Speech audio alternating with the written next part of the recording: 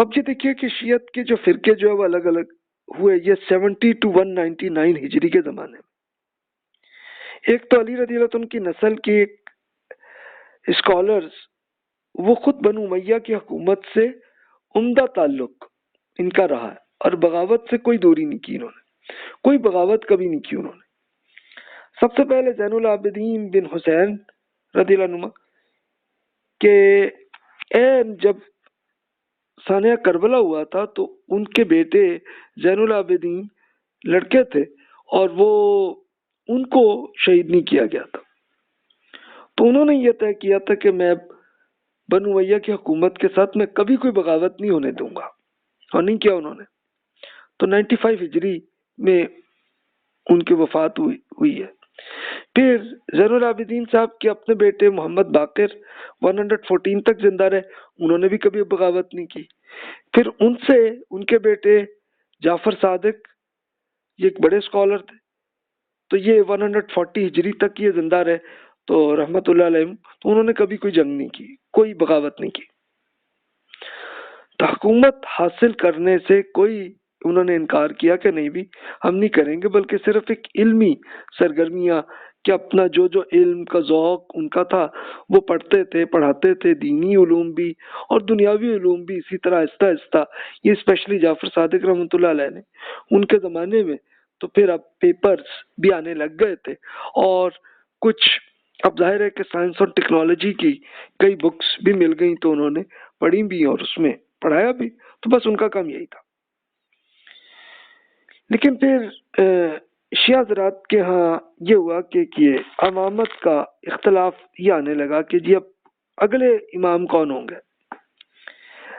تب علی رضی اللہ عنہ کے آپ جب شہید ہوئے تھے تو آپ کے بعد پھر یہ تصور آیا کہ حسن رضی اللہ عنہ چلے وہ تو ایگری ہو گیا تھا کہ شیعہ حضرات میں کہ یہ امام ہے، پھر وہ فوت ہوئے تو اب اگلا آیا کہ نہیں جی اب اگلی ان کی اولاد میں سے اگلے امام ہوں گے. لیکن اس کے بعد پھر کچھ شیعہ حضرات کا یہ تھا کہ حسین رضی اللہ عنہ امام ہے اور اگلے امام ان کی نسل سے آئیں گے، تو یہ اختلاف رہا ان میں. اگلے امام کا اختلاف پھر بہرحال رہا، تو یہ بہرحال چلتا رہا سلسلہ، لیکن ایک یہ میجورٹی وہ حسین رضی اللہ عنہ کی جو یہ ان کی اولاد میں جو اسکالرز تھے زین العابدین، محمد باقر اور جعفر صادق رحمۃ اللہ علیہ، ان سب کو امام وہ سمجھنے لگے.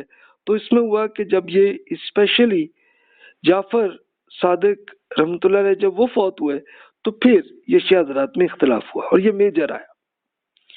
یعنی ہوا کیا کہ جعفر صادق رحمۃ اللہ علیہ کے بعد اگلا امام کون ہوگا، تو پھر ایک گروہ نے یہ سوچا کہ ان کے بیٹے اسماعیل جو ہیں وہ ہوں گے، تو وہیں سے یہ اسماعیلی شیعہ جو ہے یہ الگ ہو گیا. لیکن جو بڑی تعداد میں شیعہ حضرات تھے تو انہوں نے کہا کہ نہیں جو اگلے جو ہے موسیٰ کاظم یہ بھی جعفر صادق کے چھوٹے بیٹے یہ ہوں گے، تو وہ پھر اثنا عشری شیعہ جو میجورٹی شیعہ حضرات ہیں وہ یہ، تو وہ پھر موسیٰ کاظم صاحب ہی کے انہی کو امام قرار دینے لگے. اچھا پھر اگلے امام پہ اور بھی اختلاف ایک رہا کہ جیسے عبداللہ بن معاویہ بن جعفر طیار رضی اللہ عنہ کی نسل، ان کے پوتے تھے ان کی نسل، نہیں جی امامت یہاں ہوگی. پھر اسی طرح ایک اور فرقہ بھی الگ ہوا کہ جو یہ زید بن علی زین العابدین رحمۃ اللہ علیہ ان کے بیٹے تھے زید، تو جی زید ہوں گے، جبکہ میجورٹی میں یہ تھا کہ نہیں جی محمد باقر صاحب ہوں گے. تو یہ ظاہر ہے کہ یہ اختلاف ایک نیچرل معاملہ ہے کہ جس سے جو محبت آ رہی ہو تو وہی ہے. لیکن بہرحال جو بھی یہ بزرگ جتنے جن کو امام وہ سمجھ رہے تھے انہوں نے بغاوت نہیں کی، تو وہ تو حکومت کے ساتھ ہی رہے معاملہ ان کا. اچھا پھر ایک اور اسی طرح سے ایک فرقہ الگ ہو رہا تھا جس کو کسانیہ غلات جن کو ایکسٹریمزم کہتے ہیں، تو یہ ایک الگ فرقہ تھا کہ یہ علی رضی اللہ عنہ کے بیٹے محمد بن حنفیہ رحمۃ اللہ علیہ ان کا کوئی ایک آزاد کردہ غلام تھا جس کا نام تھا کسان. تو کسان نے ایک یہ دعویٰ کیا تھا کہ جناب اب اگلا امام یہ کسان ہوں گے. تو یہ دعویٰ کیا، اور پھر اس کے جو لوگ بھی ان پہ پھر عقیدت کرنے لگے تھے، تو ان کے یہاں تو یہ ہو گیا تھا کہ جن کو غلات کہتے ہیں کہ جو ایکسٹریمسٹ ہیں، تو وہ انہوں نے پھر یہ تصور بھی ان کے آیا کہ جناب یہ خدا قرار دے دیا انہوں نے ابن حنفیہ رحمۃ اللہ علیہ کو کہ جناب یہ خدا، یعنی یہ بالکل وہی جیسے ہندوؤں کے ہاں یہ اسکول ان کا ایک اپنا یہ پوائنٹ آف ویو ان کا اوتار کا کہ جناب خدا انسانی شکل میں آتا ہے، تو انہوں نے یہ ایک پورا اس طرح سے یہ میسج یہ پروپیگنڈا ایسے کیا کہ یہ جناب جو ابن حنفیہ ہے یہی اوتار ہے.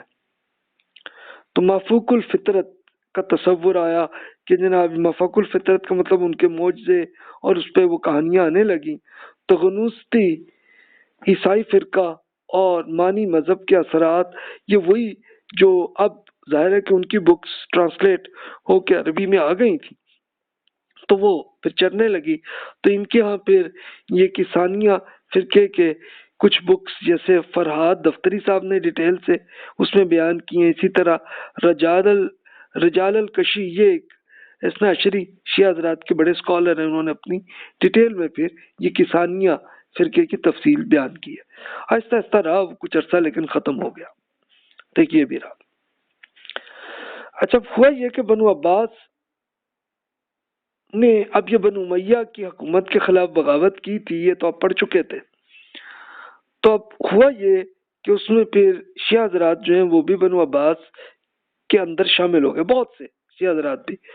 اور پھر خراسان کے ایریے میں یہ بغاوت کامیاب ہوئی تھی اور بنو عباس کی پھر حکومت بن گئی تھی 134 ہجری 750 عیسوی کیلنڈر کے لحاظ سے. یہی وہ ٹائم ہے کہ جہاں سے میں یہ کہہ رہا ہوں کہ یہ مسلمانوں کا پورے عروج کا دنیاوی اعتبار سے پورے عروج کا پیریڈ آیا تھا.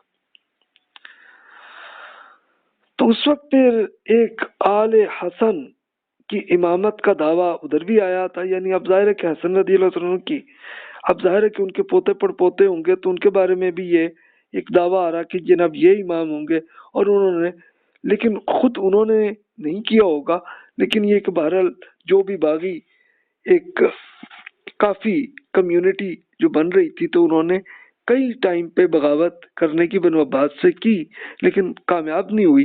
کہ جیسے 145 ہجری میں، پھر 170 ہجری میں، پھر 199 ہجری میں، تو یہ کوششیں کرتے رہے لیکن بہرحال ناکام رہے. تو یہ بھی رہا سلسلہ. تو اس سے اب آپ کو اس بیک گراؤنڈ سے کی آئیڈیا ہوگا کہ جو بڑے مشہور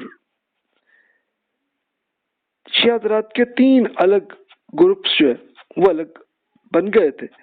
اور بھی تھے لیکن اور تو ختم ہو گئے، لیکن جو آج تک زندہ ہیں وہ اثنا عشری ہیں، میجورٹی ہیں، اسماعیلی ہیں یہ بڑی تعداد ہے، اور پھر زیدی شیعہ حضرات ہیں. تو اب ہم یہ دیکھتے ہیں کہ ان کا پوائنٹ آف ویو کیا رہا ہے. اس سے آپ کو ایک یہ آئیڈیا ہو جائے گا کہ ان کے ہاں فرق کیا رہا.